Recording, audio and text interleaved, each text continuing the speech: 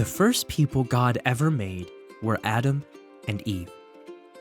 He made them a beautiful place to live called the Garden of Eden. But Adam and Eve didn't do what God told them. When someone disobeys God, that's called sin. Sin tries to ruin and break God's perfect plans for us. Adam and Eve had done wrong, but that didn't mean God was going to just get rid of them.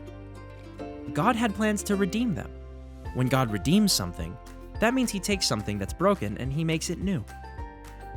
So, when they sinned, he redeemed them by making them clothes and letting them live their lives outside the Garden of Eden.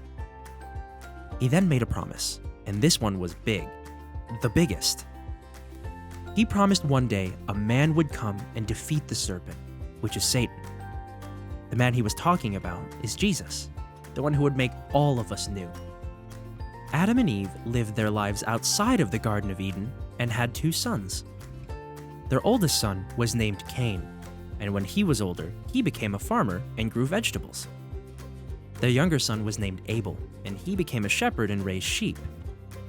They knew that the food they grew and the wool from the sheep were gifts from God, so the boys brought God offerings to say thank you. God was happier with Abel's offering than Cain's because Abel brought the very first of his firstborn sheep. This made Cain upset, and he took it out on his brother and killed him. God asked Cain where Abel was. Cain pretended not to know. But God knew what had happened and that Cain was lying because God knows everything. Because Cain had sinned, he would have to leave home and wander the world. Farming would also be really hard for him for the rest of his life. Cain was scared that because of what he did, he would be killed. But God always has a plan to make us new.